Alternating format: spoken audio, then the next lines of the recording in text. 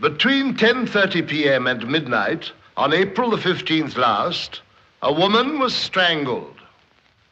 Earlier that same evening, at the Covent Garden Opera House in London, a large audience was gathering for the first performance of a new opera. These two facts are not entirely unconnected, for the murdered woman and the man who is now accused of her murder were both in the theater that night. To most of the audience, it was an evening like many others. But to the accused man, it was something more than that. Very much more than that. Nicholas Talbot was an ambitious man, but for many years, fortune had eluded him. When he married a promising young opera singer and became her business manager, he believed that at last he had set his foot on the ladder to success. Why do you have to change everything at the last moment? If Giuseppe doesn't shut up, I shall scream. Nick, why didn't you come before? Where have you been? Counting the tiaras, darling. Good evening, Signor Perrone. Good evening, Mr. Talbot. I am telling her, if you leave it to me, everything will be all right. Now, the overture starts in 2 minutes, so if you will forgive me... Good luck, Signor Perrone. Thank you, Mr. Talbot. Lady Pratt's here. Do you remember her at Cannes? Magnificent bust, blazing with jewels. Nick, I've had nerves before, but never like this. Nonsense. You're always like this until you start But to sing. tonight, it's so very important to us. If I flop this time... Of course, why should you flop this time? Because it's my first time in London, because I'm terrified, because I've forgotten everything. I expect I'll sing Butterfly by mistake. Nick, put your arms around me very tight and tell me I shan't sing Butterfly by mistake. Well, Lady Pratt wouldn't notice if you did. She might stop talking just long enough to ask why you went in a Japanese costume, but that's about all. What about the critics? Oh, it'd take more than that to get them out of the bar.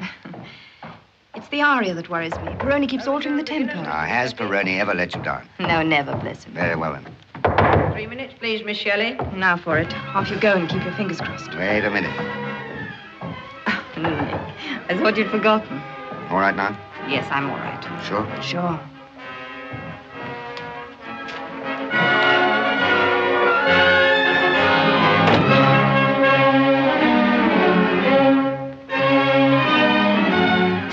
Hello, Jones. Hello, Nick. Hello, Uncle Nick. How's everything? Splendid. I say, this is a ringside seat. How did you manage it? Influence. I know the stars like I expect she's nervous. a bit, but she never really flies off the handle till it's all over. And when she does, what do you do? Duck.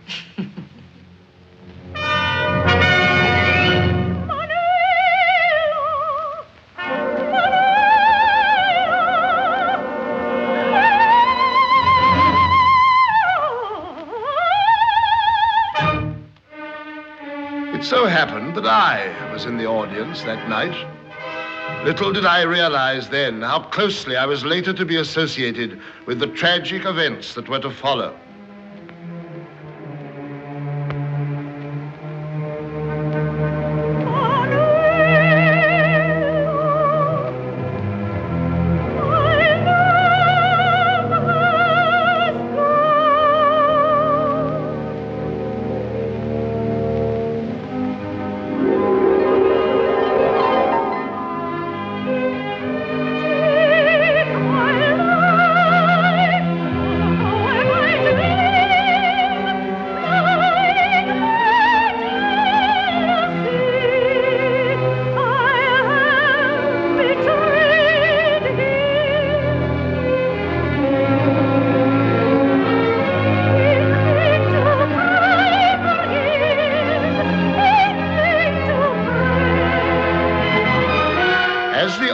Drew to its close, Talbot sat unaware of the presence of the woman whose death was to involve him so deeply. She, too, had chosen music for a career.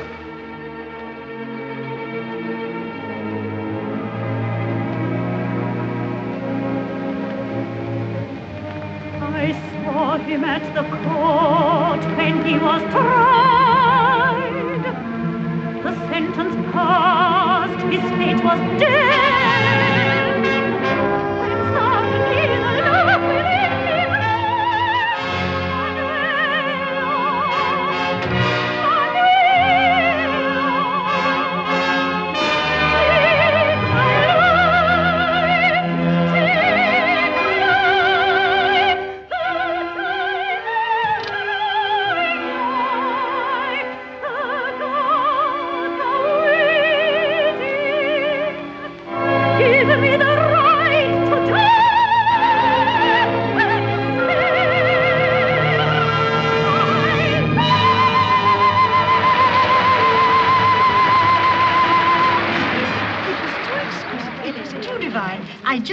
tell you what I feel about it. Yes, honestly, Philippa, it was quite lovely. I've never heard you sing better. Very creditable, Philippa. A most adequate performance. I'm not sure I'm talking to you. You walked out in the middle of the aria. You shouldn't have been looking. I wasn't. Leslie told me. Oh, it was maddening. I had a call Philippa, right darling, in the middle. you're wonderful. I couldn't have enjoyed it more. How proud you must be of her, Nick. Yes, I am, very. We really must go, Philippa, or we shall lose that train.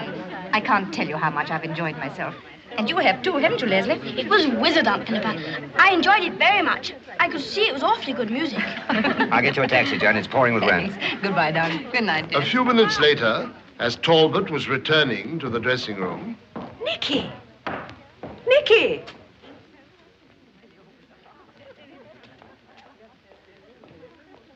Nicky, I do believe you were going to cut me dead. No, I wasn't. I just didn't recognize you. Have I changed all that much? No, not a bit, but after all, it's a long time. Yes, it is, isn't it? What are you doing here? Playing in the orchestra.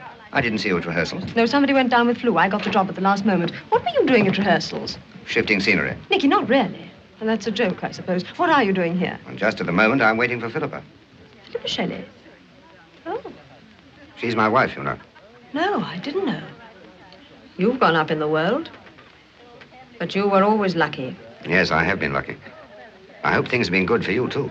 Me, I've had one smack in the eye after another. Oh, I'm sorry. But you don't want to hear about it, naturally. Hard luck stories are always boring. Oh, not at all. If there's anything I could do. There's a lot you could do if you want to. Couldn't we meet somewhere? I've got so much to tell you. If I gave you my address, would you look me up? Well, I'll try. That means you won't. Oh, well, I don't blame you after 5 years. No, I will try, really, but I must go now, Elizabeth. Really, I must. Scribble your address on this. Look, here's a pencil. It's just off the Euston Road. I'm on the first floor. I'm afraid it's not much of a place.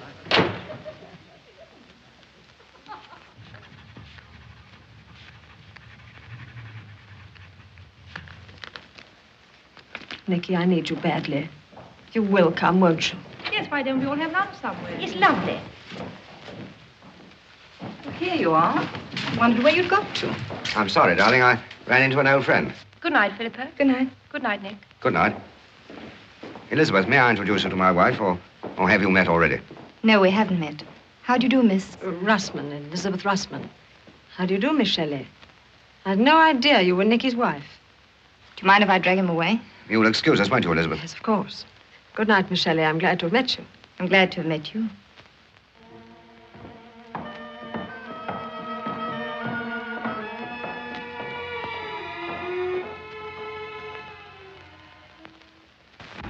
Well, you've really done it, my darling. You were never better. Yes, it all went off wonderfully well, didn't it? She's rather attractive, isn't she? Who? Elizabeth. Nicky. Oh, yes, in a way.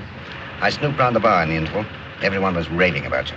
She must have been one of your early conquests. So early, I've forgotten all about her. Was that why you were taking her address? No, I didn't want her address. I couldn't very well refuse it, could I? Now, how about dropping the subject? I'm sorry you find it so embarrassing. Not in the least embarrassing. Merely idiotic. Never knew you had such a jealous nature. I never knew you had such a past. As far as I'm concerned, Elizabeth Russman's dead and buried. The whole thing finished years ago. Then there was a thing. Well, I never led you to suppose you were the first woman in my life. You married me with your eyes open, you know. Perhaps it'll be as well if I keep them open. You'll imagine far more than you see. Pour me out a nice large drink. I deserve it. I didn't need it so badly myself. I'd give you the entire bottle. Shall I bring them in there?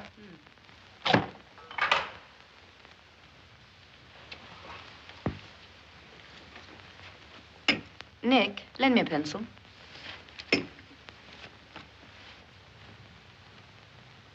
Funny. Should be here. I seem to have lost it. Perhaps Elizabeth Russman still got it. How right you are. Yes, well, here's to your success this evening. And yours. How long did you know her? Oh, Elizabeth? Oh, about 3 months. Only 3 months. Anything strange in that? No. Only seems a very short time for such a violent love affair. Does it? No, I don't think so. Anyway, it wasn't particularly violent. Just one of those low-spirited little affairs that drag on and on, I suppose. It didn't drag on. Didn't it? Yet after 5 years, you had to rush out in the middle of the last act just because you'd seen her. Even if I had seen her, what good would it have done me to rush out, as you call it, when she was busy fiddling away in the orchestra? That's what I'm wondering. I tell you, I went out on business. Business? Yes, business. Couldn't it have waited? What? I said, couldn't it have waited? No, it couldn't. Did she send you a note or something? Now, listen, Philippa, I know it's only reaction. You get these queen wasp fits after a big strain, but will you please put me on the carpet for something else and lay off this topic because I don't like it? I see you don't like it. I can't think why if it's all supposed to be over. Well, of course it's over, but that sort of meeting's always embarrassing. Is it? I would have thought you would have found out some sort of technique for it by now. You any good at mathematics? No, why? I've been working it out. We've been back in England 3 weeks. If we meet one discarded mistress every 3 weeks, that'll work out nearly 20 a year, won't it? There are times, Philippa, when you're extremely irritating. No wonder you arrange those foreign tours. For the love of heaven, shut up!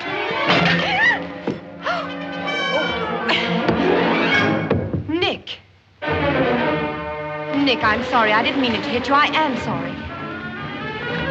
Please let me look, darling. Please let me look. Kindly leave me alone. Where are you going? Nick.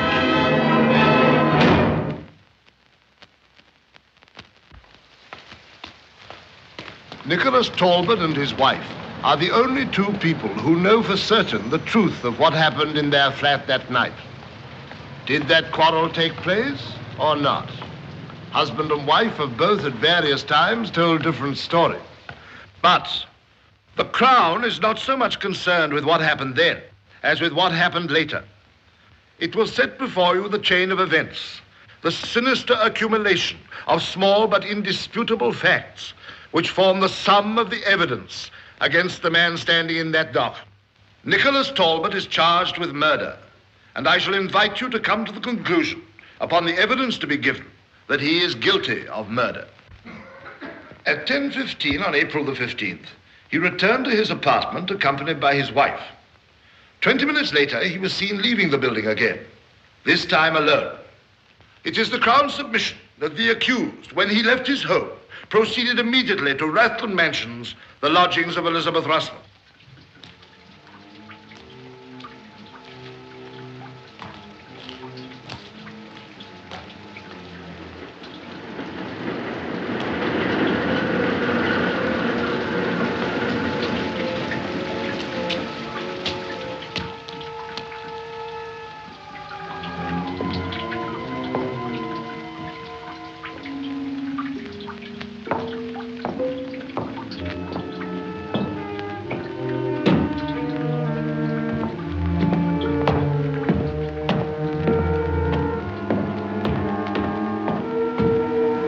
No one was seen to enter the building.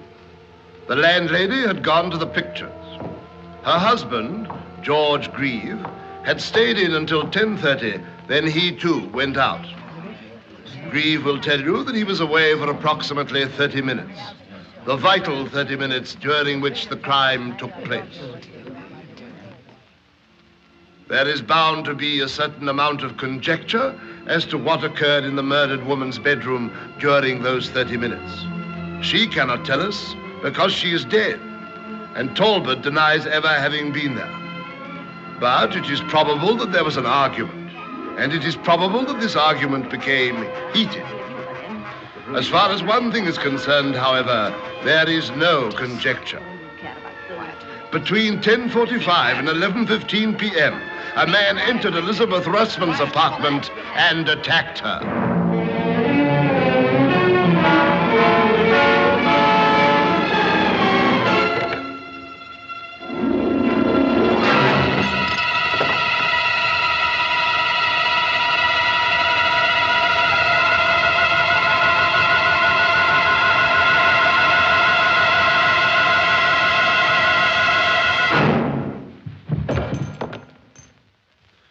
In the submission of the Crown, that man was Nicholas Talbot.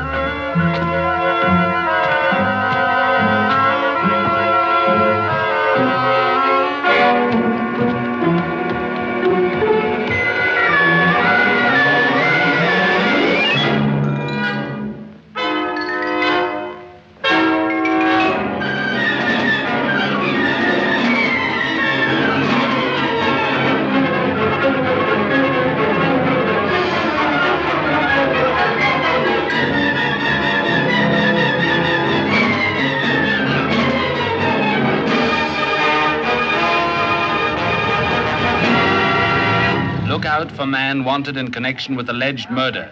Seen leaving 216 Rathlen Mansions at approximately 23:05 hours. Dressed in brown Trilby hat and raincoat. May have injury to forehead.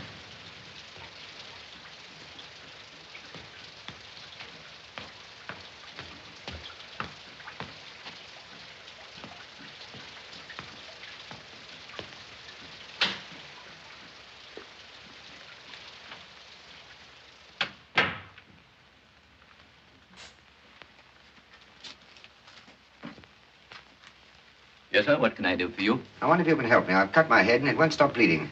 I'll do my best. Would you mind coming under this light? Lucky to find you open. I've tried about 5 already. Oh. Quite a deep cut. Have you fallen? Down some steps. Perfectly sober, too. I'm afraid this'll need a couple of stitches. Bit beyond me. Why don't you go to the Fitzroy Street Hospital? It's only just round the corner. Oh, can't you just stop it bleeding? We'll leave you with a nasty scar. Oh, very well. Second on the left. About 100 yards down. Thanks. You're welcome. Good night. Good night.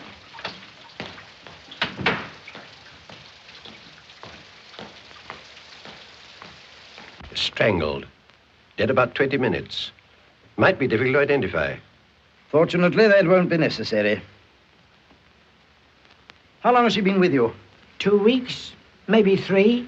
The old woman would know. This man you saw coming down the stairs, you say he was wearing a soft hat and a raincoat. Would you recognize him again? Well, I didn't see his face all that plain, but I think I'd know him again. Well, couldn't you see what sort of injury? Was it a scratch, a cut, a broken I tell you, I bone? didn't see it. How could I see it when he kept his handkerchief before it all the time? Is there a telephone in the house?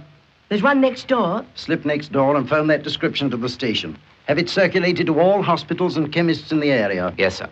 And tell them to send up the photographers and a couple more men. Yes, sir. Thanks.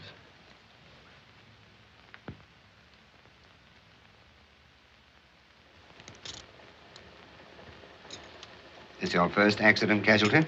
Good heavens, no. What makes you think so? Well, you're so young, you can't have been at it very long. Over 6 weeks now. Think you made a good job of it? Lovely. I couldn't have done better than this if I got my fellowship. It's the prettiest job as ever I saw. No glass in the wound, by the way. How did it happen, you say? Taxi skidded and hit a lamp standard. It's like you didn't overturn. I was in a little MG Sports once on the Brighton Road. We were taking a corner at about 68 when a tire burst. You're wanted on the phone. Who, me? Well, you're in charge, aren't you? Who wants me? Is it a lady? They didn't say. Well, anyway, we skidded twice round, went through a gate and ran into a cow. course, that stopped us dead. It was as pretty a piece of driving as ever I saw. Excuse me. What happened to the car? The farmer was insured. Is that the doctor in charge? This is Fitzroy Lane Police Station.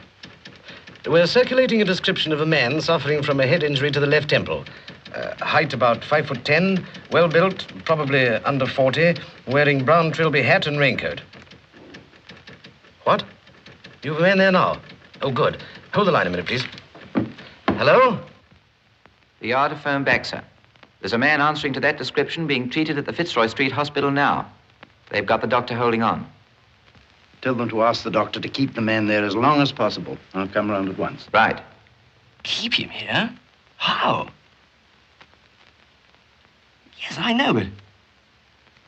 Well, if you say so, but tell him to hurry. Yes, all right. Goodbye.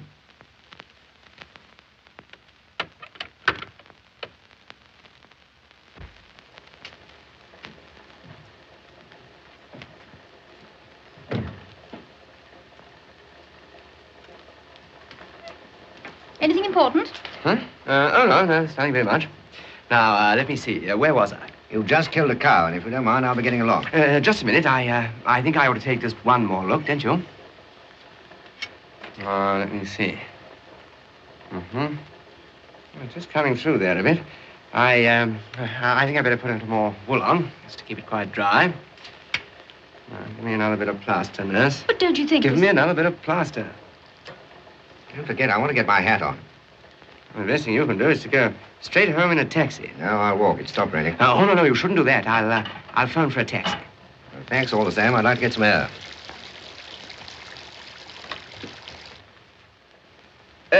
Just a minute. There's a frayed end. I'll cut it off for you. Do I pay for this? No, thanks. We're a free hospital. There's a box at the gate if you feel inclined. Oh, right. Thanks. Another casualty? Yes, it looks like being a busy night. Right, I'll make way for the next case. Good evening. Are you Dr. Harris? Yes, you phoned, and I thought... Thanks, very good of you. Just a moment, sir. Oh, do you want me? We're checking up on accident cases. Can you give us a few details of what happened? You have been in a car crash, haven't you? Only a slight one, nothing to bother about. Was it a taxi? Yes. I see you've been hurt, though. It was the glass. Where did this happen, Mr. Talbot? Mr. Talbot. Oh, not far from here, near the Euston Road. Was it reported to the police? Well, I really couldn't tell you. I expect it was. Just a moment. Were you going home when the accident occurred? Does it matter? It does, rather. Well, yes, I was. Where had you been? I don't find this very funny. Have you any reason for questioning me? As a matter of fact, we have. You ever seen this before? Looks like a photograph of me. Doctor, would you and Sister mind leaving us a moment? No, of course not. Thank you.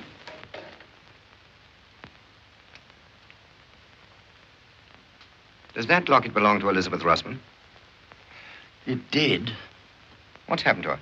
Mr. Talbot, do you still maintain that you got that injury in a car accident? We can easily check up, you know. No, of course not. Why didn't you tell me it was something serious?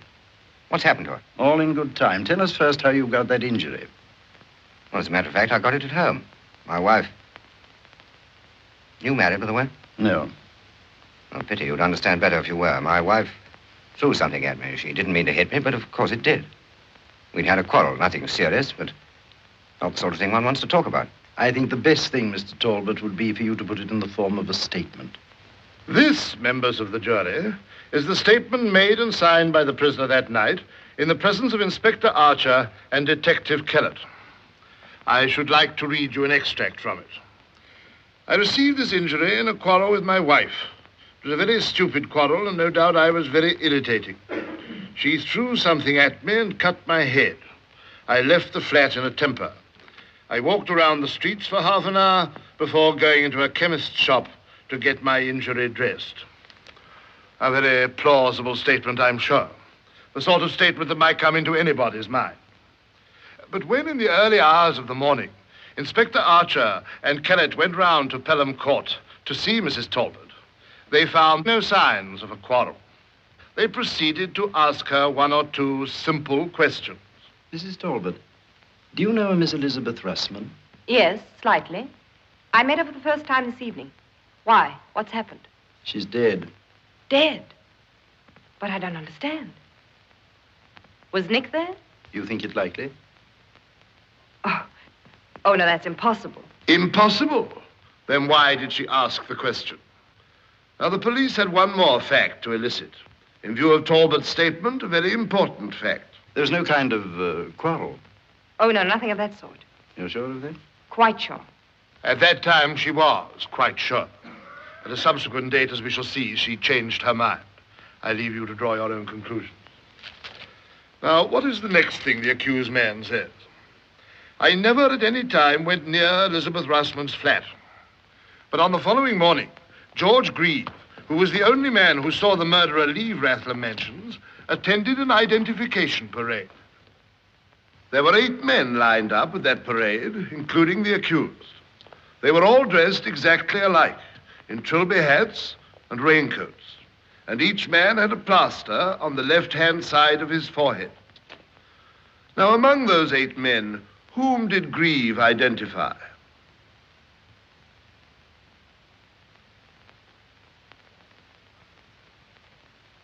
He identified Nicholas Talbot. Let us return for a moment to Mrs. Talbot.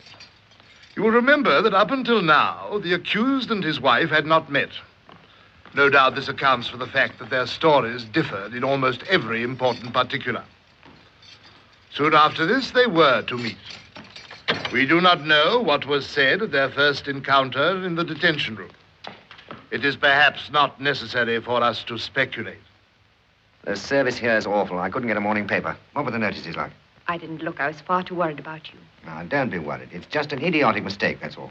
But to make matters worse, some fellows now identified me as the man. But that's impossible. How could he? I must have a criminal look, I suppose. Anyway, it's time we had a lawyer. That's what I thought. I got Frobisher outside. Good for you. After you left last night, I felt so ashamed. So did I. By the time I'd had my head sewn up, I knew it was just your way of letting off steam. I ought to have laughed you out of it. You know I didn't mean that thing to hit you. Of course you didn't. That's why I did. And I wasn't really in the least bit jealous about Elizabeth. I didn't suppose for a moment that you left the box because of her. It was Casey calling about your autumn tour in the States. He's fixed it for October. That makes me feel very small. Now, listen, my darling. Last night was yesterday. And no good can come of crying about it. If I'd told you about Casey yesterday, this would never have happened. So we're both to blame. Now, you go and get Frobisher. And don't worry. Sooner or later, they're bound to pick up the man who really did it.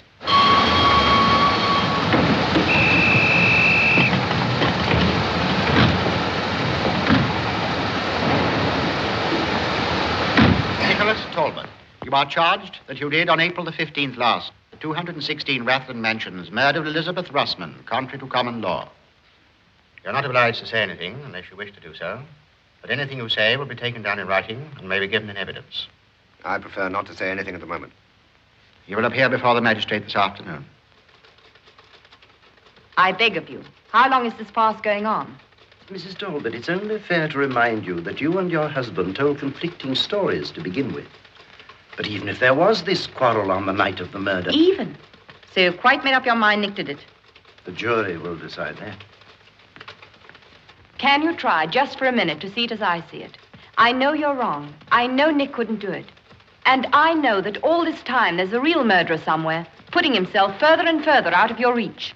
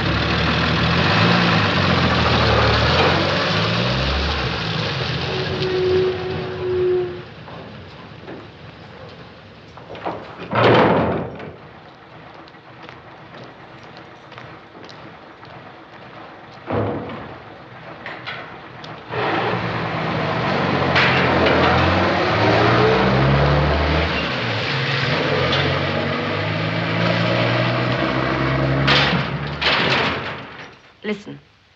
Forget that I was ever in the least bit jealous of Elizabeth. Tell me over again everything you can remember about her. Darling, I have told you.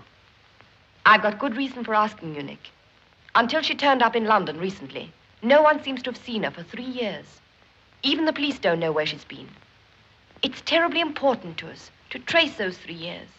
Don't you see that your life may depend on it? Don't you think I'd help you if I could? The police haven't even got a photograph. You haven't got one, have you, Nick? No. I did have a snap, but I tore it up years ago. She may have been living under a different name. But if there was a photograph and they published it in the papers, somebody would be sure to recognize her. Did she ever tell you her plans? Don't think she did. Or her friends? Don't think she had any. None that I knew of anyway. I'm determined, whatever happens, to find a photograph. And I'm determined to find out where she's been. You must know something about her, Nick. Think. Try to think. Anything. She might have gone back to Holland. Holland? Yes, she was Dutch. At least her mother was Dutch. Nick, I'm going to Holland. I'm going to try and find her mother.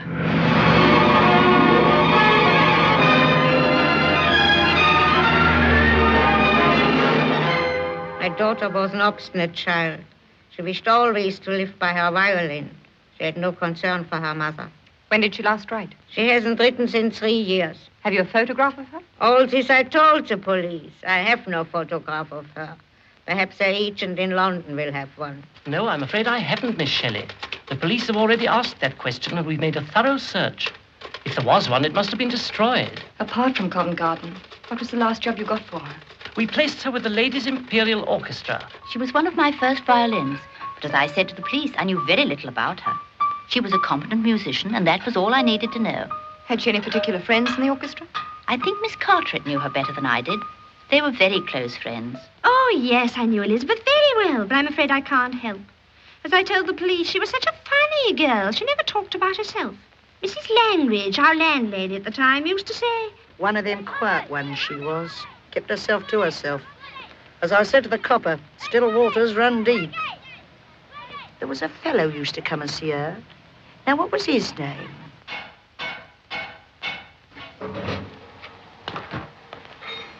I believe you knew a Miss Elizabeth Russman, Mr. Shaw. I've said all I've got to say to the police. If you want to know anything, ask them. Everywhere I've been, the police have been first. But I know that you're making the most terrible mistake. The evidence we've got is available to your solicitors. It isn't the evidence you've got. It's the evidence you haven't got. Where's Elizabeth Russman been for the last 3 years? Mrs. Talbot, I'm going to tell you something that, strictly speaking, is off the record. 3 years ago, Elizabeth Russman had an illegitimate child. We think she changed her name and lived quietly somewhere where she wasn't known. Where is the child? It died. And the father? He runs a garage. She left him before the child was born. We've seen him. He can't help. May I look at her personal belongings? Certainly. But isn't it rather a forlorn hope? It's a last hope. Like everything else, they're English. She obviously hasn't been abroad. Have you identified these things? The shoes are from a multiple store. The dress is by London Modes, who have shops all over the country, and the nightdress is Celanese. Had she no personal papers? The murderer destroyed them. Was this hers? It was with the others. Looks as though it might be a piece of her own work. I wonder. Do you mind if I take it away with me? I'm afraid I can't let you do that. And may I copy it down? Oh, by all means.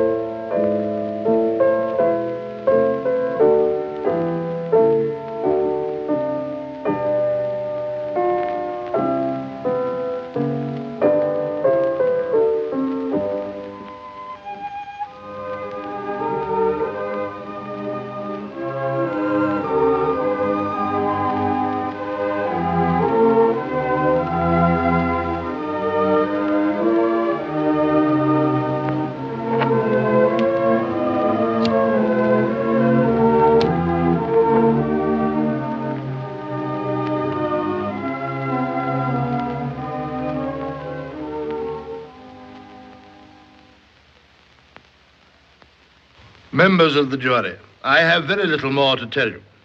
I have tried to put the case fairly before you. I may at times have spoken with heat. If I have, it is because the ugliness of this crime would move any right-thinking person to indignation and anger. During all my years of practice at the criminal bar, I have seldom known a crime so marked for its ferocity and violence. Deliberately and brutally, the murderer squeezed out the life of his victim with his bare hands. That done, deliberately he set fire to the body, burning the woman he had once loved as callously as he had killed her. Visualize the scene if you will.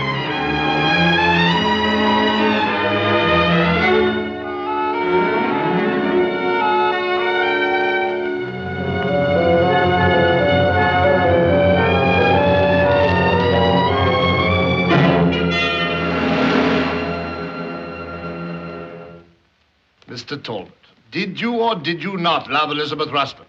At one time, I thought I did. I see. And when you found out that you didn't, you just slipped away and left her, and that was all as far as you were concerned? Yes. Yes. Now, during the alleged quarrel on the night of the murder, did your wife learn for the first time of your association with Elizabeth Russman? I must tell you, Mr. Talbot, that you do not have to answer that question unless you wish. I've no reason for not answering it, my lord. My wife did learn about it for the first time during the quarrel. Do you think she would have married you if she'd have known of it sooner? I'm certain she would. And yet on the occasion she learned of it, according to your own story, she flung something at your head and cut it open. Yes. Here. Now let us turn to this writing on the program. Alas, the love of women. What does that convey to you? It's from Byron.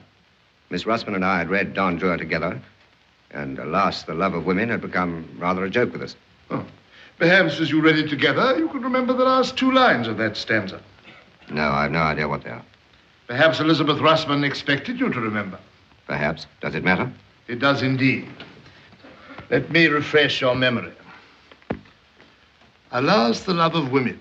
It is known to be a lovely and a fearful thing. And the stanza ends, and their revenge is as the tiger's spring, deadly and quick and crushing. I put it to you that you were terrified that Elizabeth Russman was going to try and come between you and your wife. I was not in the least terrified. Mr. Talbot, what is your employment? I act as my wife's manager. So that all the money she earns comes into your hands? It comes through my hands.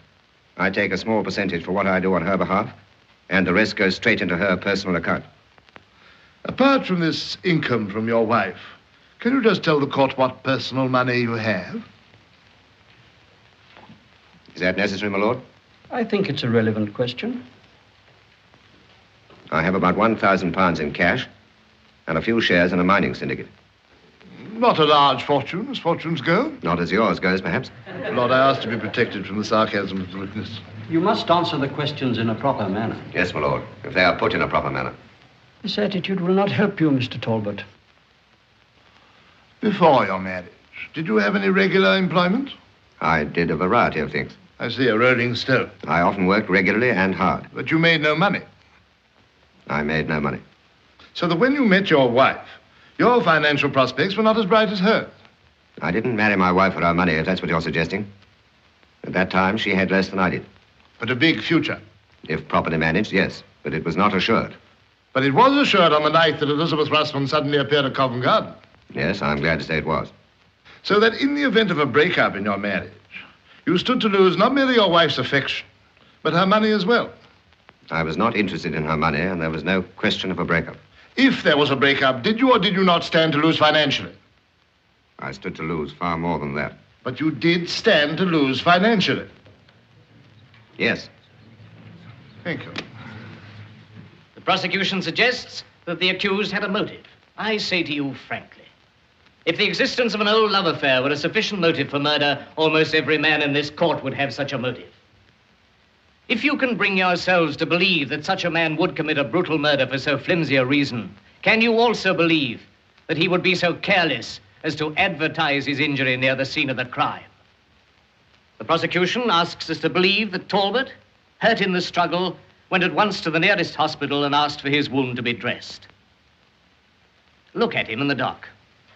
Look at him closely. I ask you first if he looks like a murderer, and second, if he looks like a fool. Remember that on your decision depends a man's life.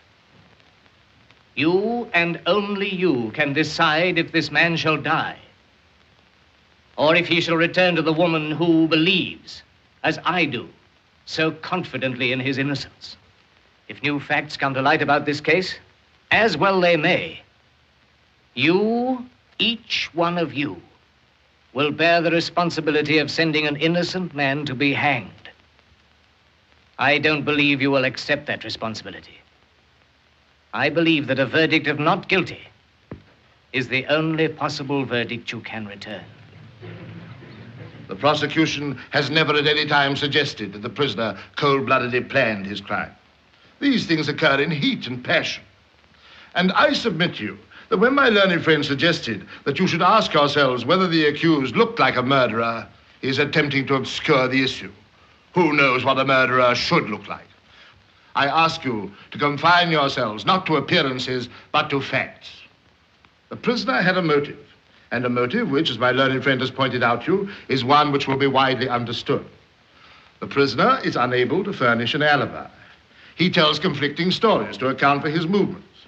He is identified by the only person who saw the murderer leave the apartment. His silver pencil is found lying near the dead woman's body. These are the facts, members of the jury. Facts. Short of an actual witnessing of the crime, what more could you have? Justice demands that you shall find Nicholas Talbot guilty. I think, Sir Alfred, that would be a suitable point at which to adjourn for today. Yes, Your Lordship, please.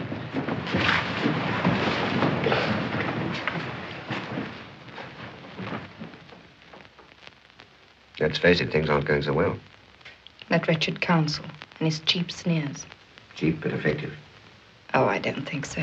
Really, I don't. No one's impressed by that sort of thing these days. Oh, Wells knows his juries. He's painted my past in the most lurid colors and planted firmly in their minds that I live off him. Well, there's the whole weekend for that to sink in. Then on Monday, he'll really go to town. But you don't live off me, Nick. You know you don't. I know you and I don't think of it like that. But they seem to twist everything, sir. Oh, darling, I felt that too. It's all so fantastic. It's not you they're talking about. Not us. Nothing like us. You'll have a few love affairs when you're young, and at the time they seem gay and romantic. But if one of them comes home to roost, it looks vulgar and tawdry. Everything looks tawdry in a court of law. No, darling. Not everything. I want you to promise me something. Promise me that if anything should go wrong... I know what you're going to say. But nothing will go wrong. You mustn't be anxious. It's certain to be all right. I'm not a bit worried. We're both of us horribly worried. Don't let's waste these few minutes pretending we're not. Everything here is unreal. We mustn't be. I know. These minutes are all that count. And they're so short. And getting shorter. Time's up, Mrs. Talbot. Joan sent her love. I'm spending the weekend with them. Next week we'll go down together. Of course we will. Goodbye, my love.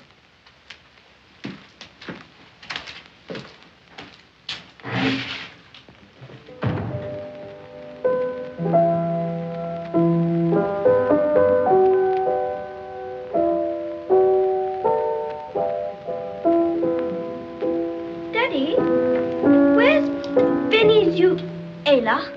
Venezuela in South America.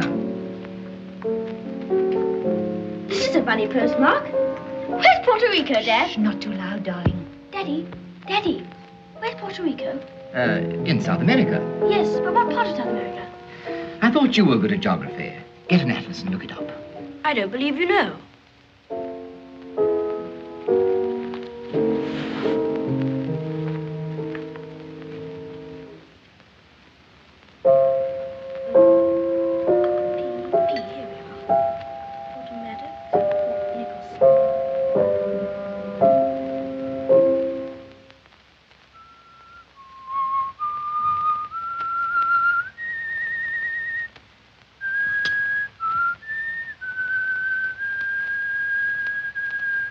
What's that you're whistling? What's that you're whistling? What? That tune. Where did you hear it? Why, you just played it, Aunt Philippa. Yes, but you couldn't remember it like that on one hearing. You got it perfectly. Where did you hear it? I can't remember. Try to think, Leslie. This was the tune. Listen.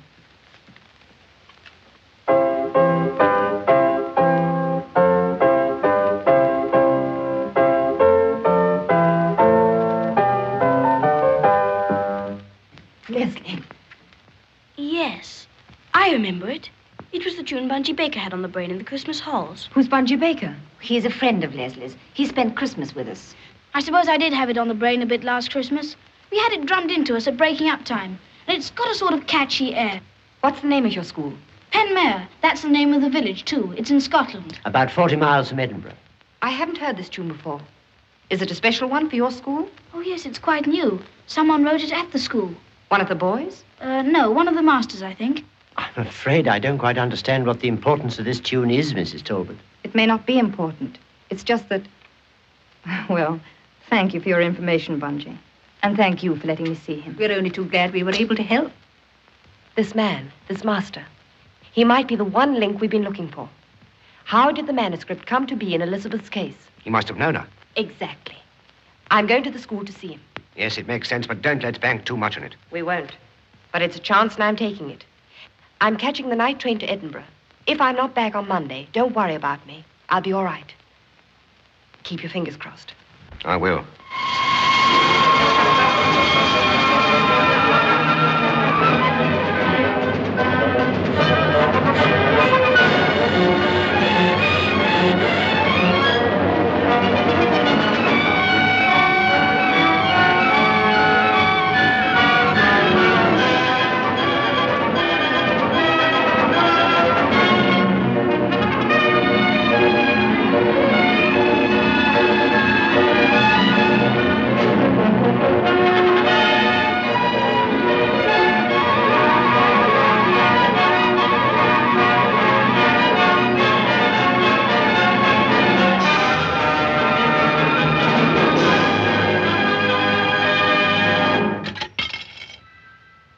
Hello? Is that Penmare School? May I speak to the headmaster, please? I'm sorry, ma'am. Mr. Fleming's out. No, he won't be back till this evening. What name shall I say? Mrs. Newcomb. Yes, that's right, Newcomb. I'm in Edinburgh for the day, and I wanted to look over the school. Do you think he would see me this evening? I'm sure he will, ma'am. I'll tell him you're coming. He'll be back about 6. Goodbye.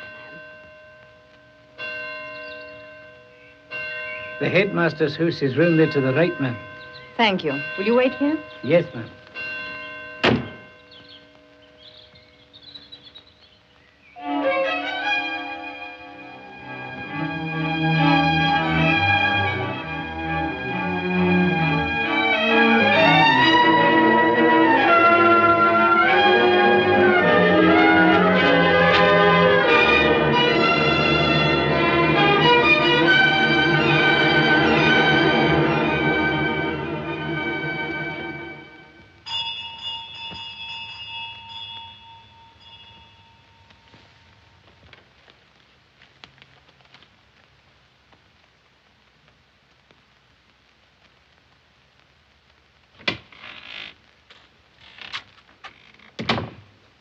Excuse me, sir.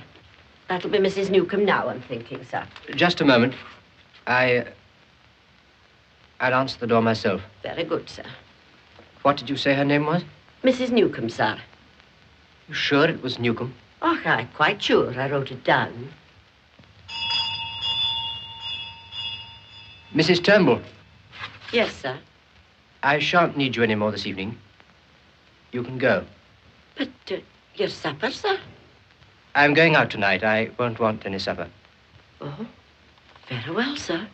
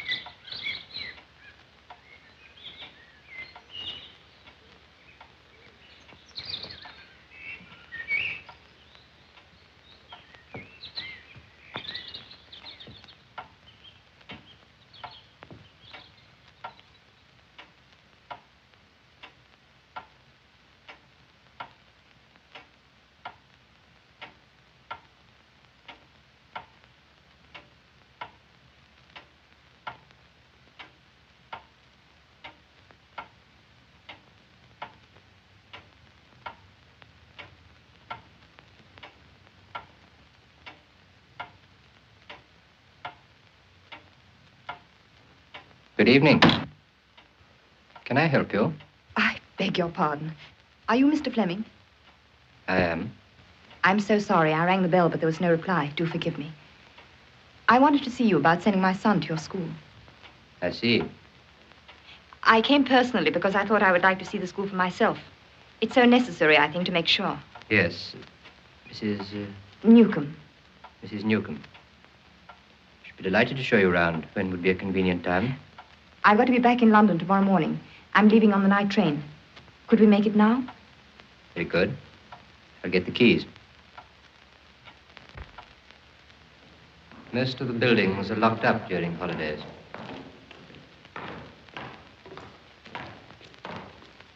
This is one of the junior classrooms.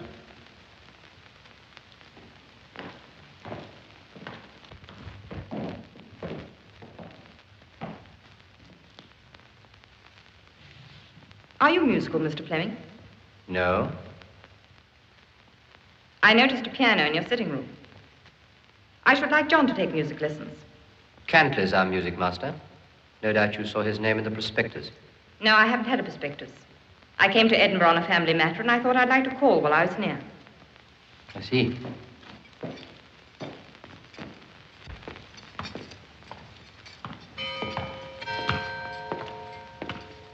The dormitories are above the classroom. I expect you'd like to see one. Yes, I would. Thank you.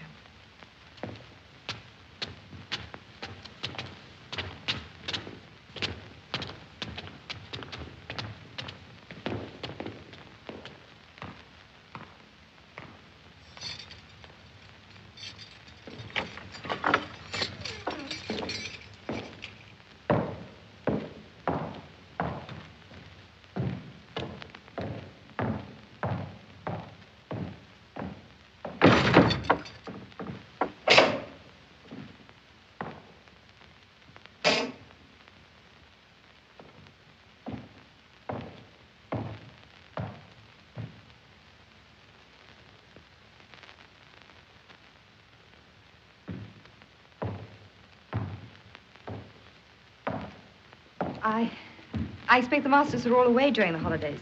Yes. Don't you find it rather quiet after the noise and bustle of term time? I like the quiet, Mrs. Newcomb.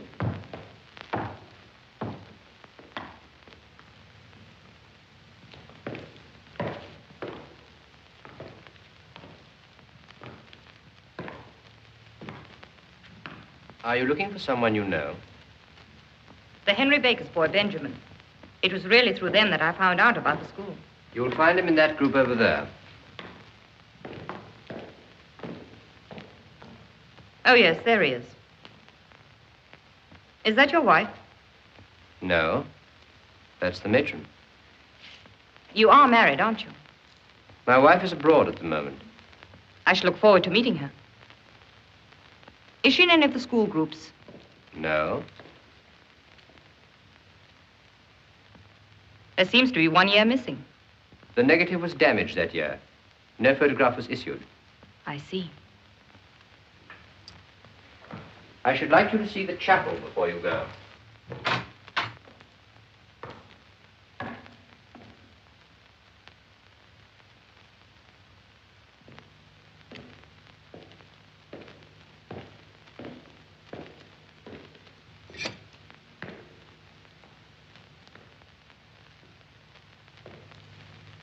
How long have you been headmaster here?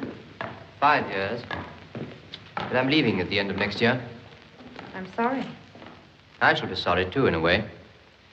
It wasn't really a very good school when I came. It's been a great pleasure watching it grow. But I've been offered the headmastership of Lovell's College. It's a great opportunity. You like your work? Yes, I love teaching. It's the only thing in the world that matters to me.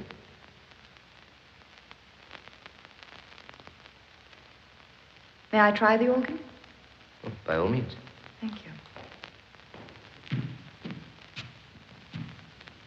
You'll find the switch on the right-hand side.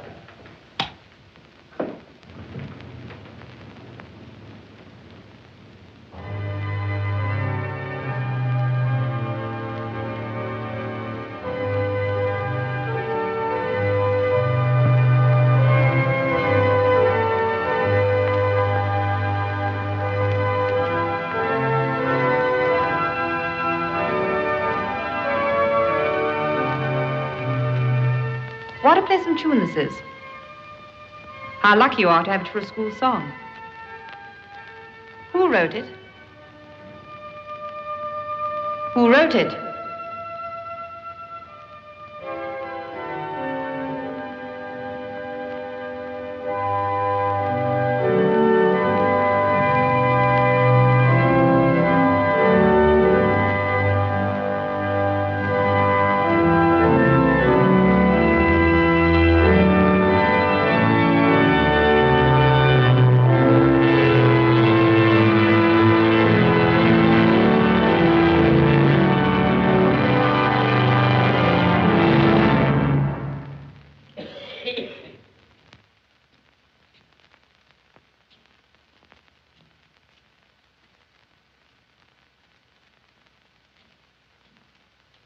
The song is based on an old Dutch folk tune. Dutch? Then how did It you... makes a very good school song, I think. Don't you? Yes, very. Well, I better be going, or else I shall miss that train. Of course. Thank you very much for giving me so much of your time. I'm glad I've been able to help. I'll write to you when I get back to London. Please do. You don't have to see me any further. I can find my own way out. Very well. Goodbye, Mrs. Newcomb. Goodbye.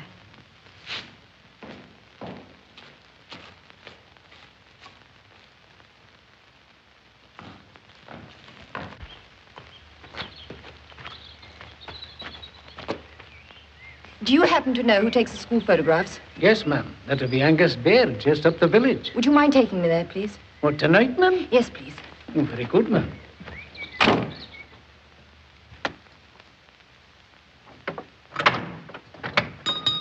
Mr. Baird? Aye.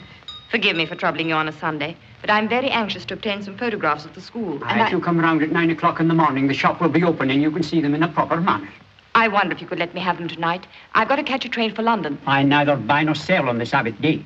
I don't mind what I pay. I have no interest in money until tomorrow morning.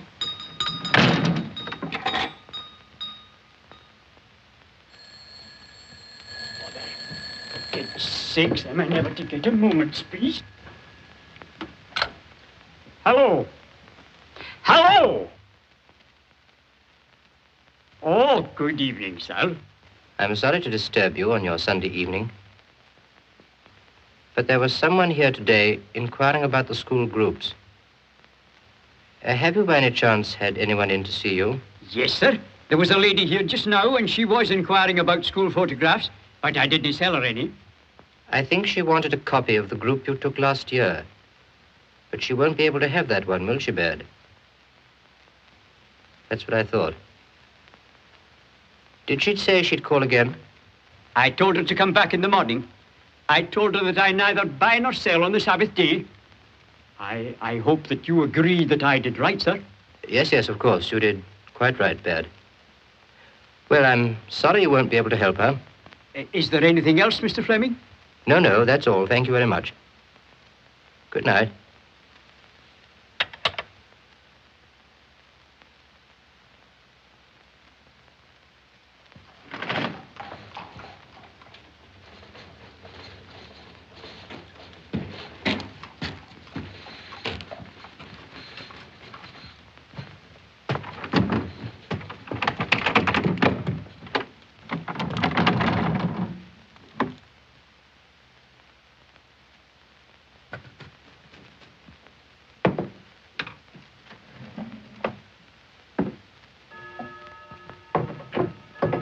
Annie, it's 9 o'clock.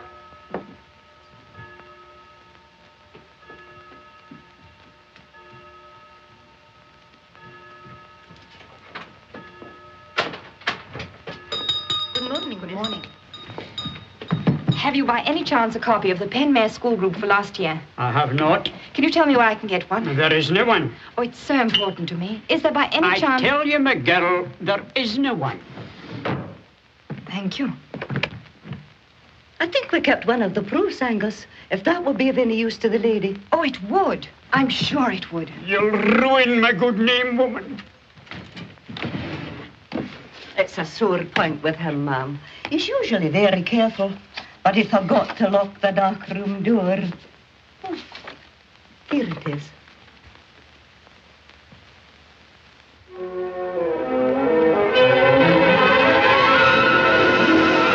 This is exactly what I want. I can't thank you enough. May I take it? Certainly, ma'am. How much do I owe you? Oh, we wouldn't charge you for that, ma'am. Annie, that'll be £0.50. Well, goodbye. And once again, thank you very much. I'm sure you're very welcome, ma'am. Goodbye.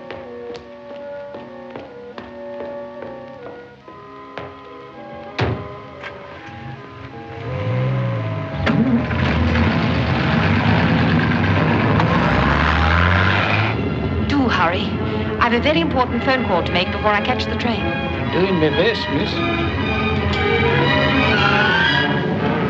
Which platform does the London train go from? This one, miss. 10 o'clock. Thank you. Where are the telephones? Round the right.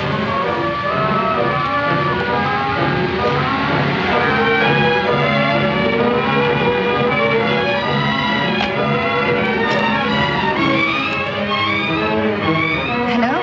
I want trunks, please. Thank you.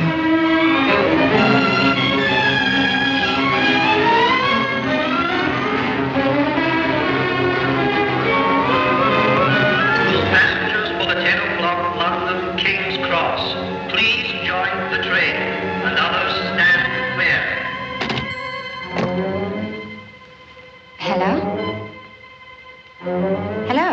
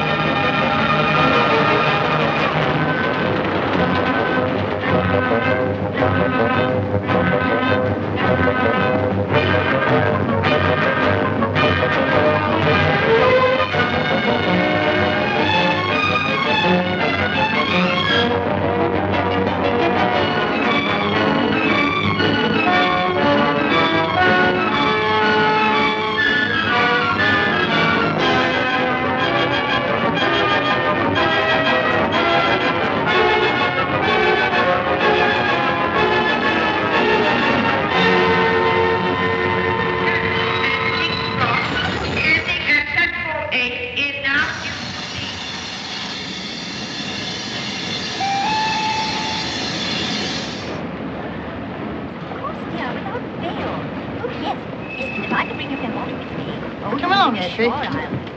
It's no good you trying that one, Dax. Why not? Out of order. Ages since I've seen you, and I just can't wait to have a lovely, long chat. What did you say again? Oh, Doris Taylor. Oh, yes, I heard about it. Isn't it dreadful? It seems only last week. Thank you. Have your London evening paper, please. Sorry. A local one?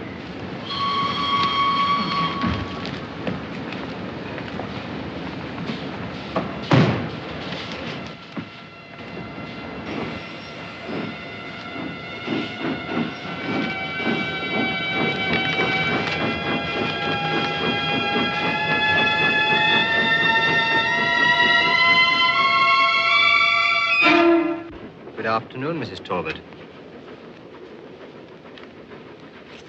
What made you think I wouldn't recognize you?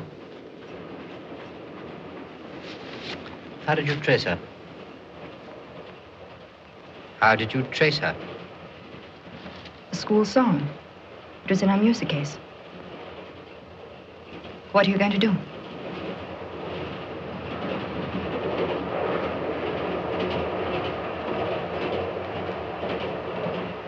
I shouldn't if I were you.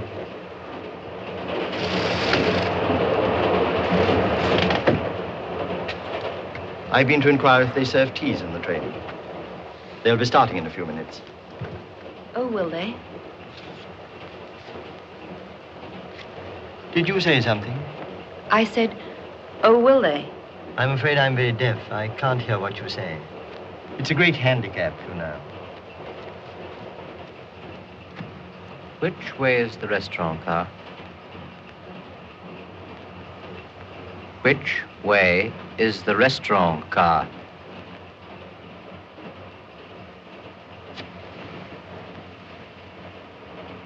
What are you going to do?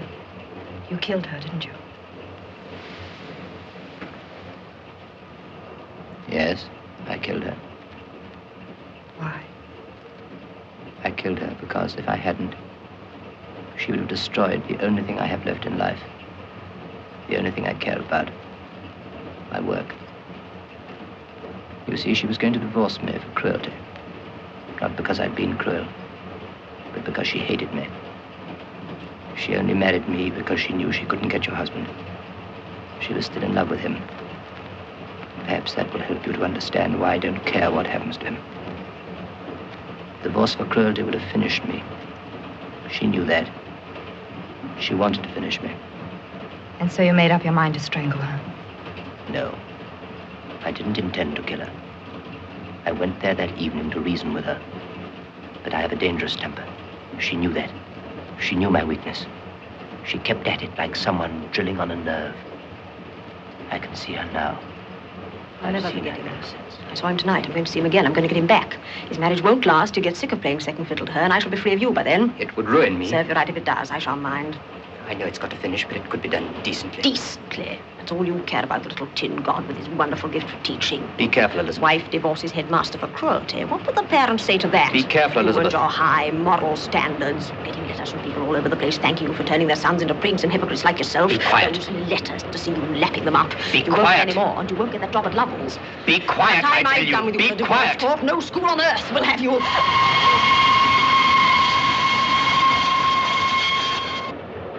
She was quiet.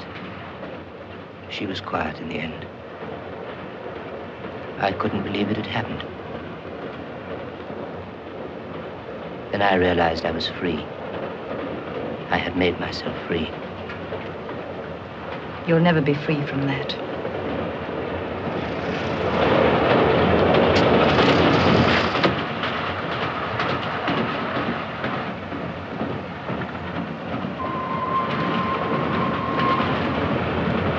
I should like that photograph, Mrs. Talbot. What photograph? The one you bought in Penmare this morning. I posted it to Scotland Yard.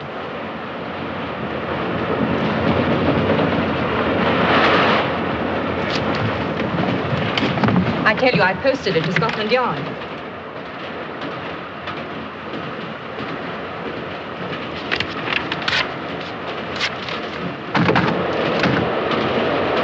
What difference does it make? You can't escape from what you did. I had done so until you came.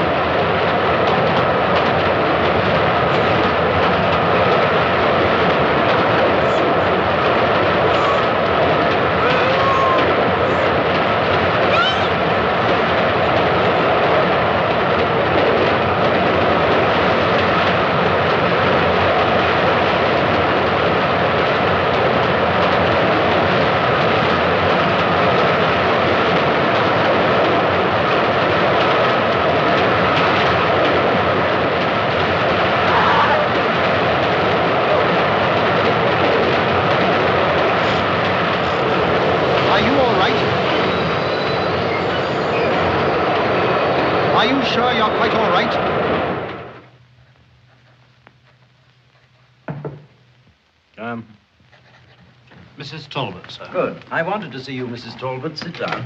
Please, Inspector, I must tell you what's I happened. won't keep you a moment.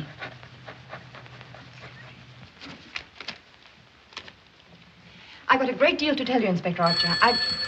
So sorry. Yes? Yes, all right. Yes, as soon as possible. Right. Now, Mrs. Talbot. I've no longer got proof of what I'm going to tell you, but there must be something... I think I already know what you're going to tell me.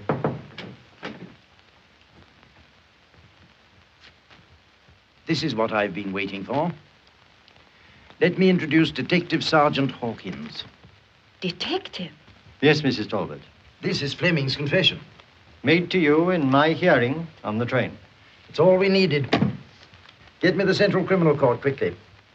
I want to get a message through to the clerk of the court.